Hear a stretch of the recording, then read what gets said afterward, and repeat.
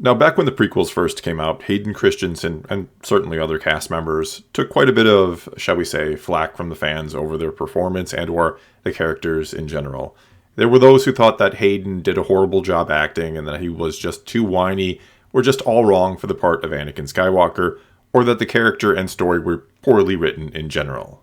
And though nowadays we can still argue and debate all day long about how true that all is or isn't when it comes to Hayden and or his performance back in the day, or if we should maybe fault George Lucas's script or maybe his directing when it comes to the character of Anakin Skywalker, or if maybe it was all perfectly done and everybody is crazy if they think anything was wrong with it. But one thing no one has ever or will ever argue against or claim otherwise is that the fan frustration over the prequels was because of anything other than the films themselves. No one has ever said or would say there were other more sinister or hateful reasons or motivations behind the anger and negativity some fans voiced towards actors like Hayden Christensen.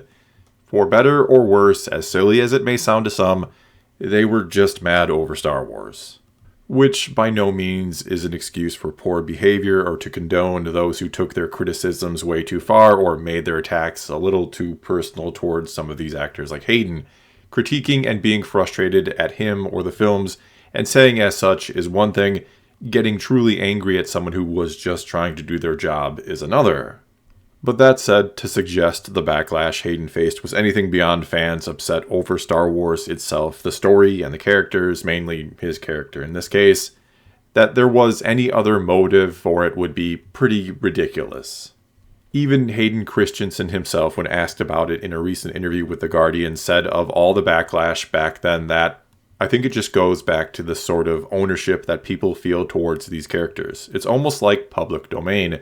These characters really do belong to everybody. And I think he's absolutely right. A lot of Star Wars fans, right or wrong, whether you agree or disagree with this assessment, they do feel like Star Wars belongs to them in a way, that all the love, support, and devotion they give to it makes them as much a part of it as anyone else, anyone who actually legally owns it, or maybe stars in it, or writes it, or works on it in some capacity, or whatever the case may be. And when you consider fans are known by another name, that being paying customers, they should have some kind of influence over Star Wars, right? Which isn't to say they should be literally dictating how the stories go or which ones we get exactly or anything like that, but they should be kept in mind if they're literally paying for the product. I mean, as I've talked about before, that's the way pretty much every other industry works. A business meets the needs or wants of its customers, and those customers hand over their hard-earned money for it. And if the business, in some capacity, is failing to meet the needs or wants of the customers, they get to speak up and express their concerns, and a good company then adjusts or fixes their mistakes to make their customers happy again. They don't blame their customers for their own mistakes or make up terrible excuses that, when closely examined, don't really make any sense.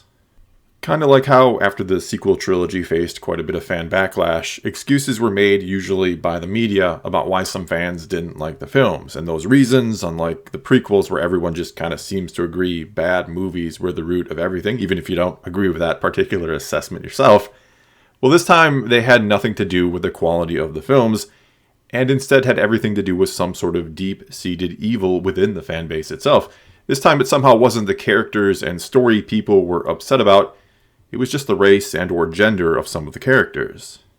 In fact, we recently learned that apparently Lucasfilm is so concerned about hate-fueled backlash against Moses Ingram, who plays Reva in the upcoming Kenobi series, that she was warned she is likely going to receive some hate for it, just for being in the show.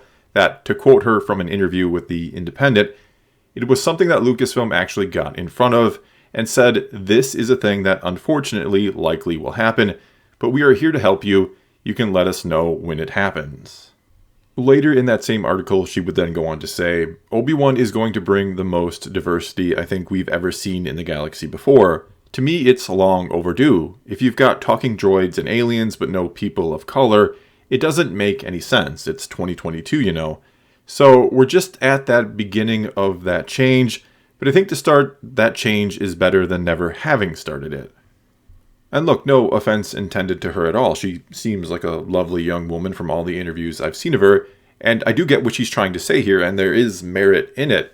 But I'd argue the most uninteresting part of Star Wars is what color the humans are. I mean, it's not even something that's ever even acknowledged in Galaxy because humans don't fight with each other over the way they look.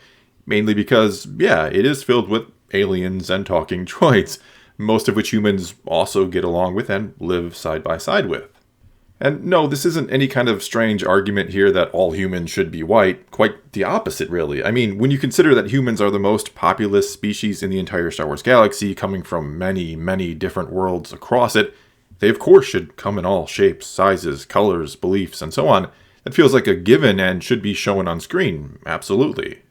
Hell, I'm glad we'll get more diversity in the way humans look, because it'll add to the feel of this being a massive galaxy with different people and, again, different beliefs and different lifestyles and all sorts of things. That's all fine in Star Wars when you consider the scope and scale of this galaxy. And this is something I think nearly every single Star Wars fan will basically agree with. I have a very hard time believing, as she kind of points out, that fans are okay with crazy-looking aliens, but not humans of different colors. And there are actually plenty of examples, recent examples of actors of color or women being prominently featured in Star Wars content without any fans saying anything against them. In fact, they very much embrace them. I mean, how much hate has Giancarlo Esposito received for playing Moff Gideon in The Mandalorian? Or what about Carl Weathers in the same show playing Greef Karga? Has Rosario Dawson been attacked online by Star Wars fans about being brought in to play Ahsoka Tano? And could this lack of hate maybe be because most fans like the characters and really don't give a damn about their race and gender overall? Could the reason that, say, Kelly Marie Tran did hear it from the fans, though maybe not to the extent some claim, was it because they simply didn't like her character Rose Tico, and that it had little to nothing to do with who she is as a person? And no, that doesn't make the backlash or the extent of the backlash the character received or she received right, especially anyone who did truly say hateful things towards her as a person. But maybe, like with Hayden Christensen Once Upon a Time, it was mainly just disappointed and angry Star Wars fans going too far over something they feel some sense of ownership over. And then we have to ask about someone like Rian Johnson, who did receive all kinds of hate and still gets hate from the fans, pretty brutal hate, and no one has ever claimed it has anything to do with his race and or gender. For whatever reason, that always kind of gets blamed on Star Wars fans just being man-babies, not anything else. And look, I want to be very clear here. I don't think it's okay to go online and attack an actor for any reason, even if their character sucked in your favorite film franchise. But criticism and hate are two completely different things. And if you're going to be in a movie like Star Wars or a series, you better buckle up and expect that some fans might not like your character and let you know about it. Which is probably what Lucasfilm warned Moses Ingram about, as they likely warn anyone and everyone who is going to play a character in Star Wars, that you should be ready for social media backlash should people not like your character or the story you're in. But this backlash should not be conflated with legitimate hate, especially for the sake of trying to deflect anger away from your films, which is what the vast majority of Star Wars fans were angry about.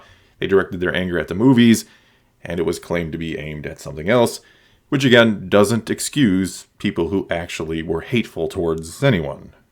And as I've discussed before, more often than not, it's the media trying to frame things a certain way in order to get attention, in order to get clicks and or views to make money. They ask these actors kind of gotcha questions. They ask them in the hopes that they will get a response that they can use to create a headline for an article, just like probably happened in this case. And look, I'm certainly not trying to defend Lucasfilm here. If you know me, if you've seen my videos, you know I will gladly call them out when I think they are in the wrong, as I will praise them when I think they do something right. I do try to call things as I see them with minimal bias one way or the other. I try to encourage critical thinking out of people, not just following the herd.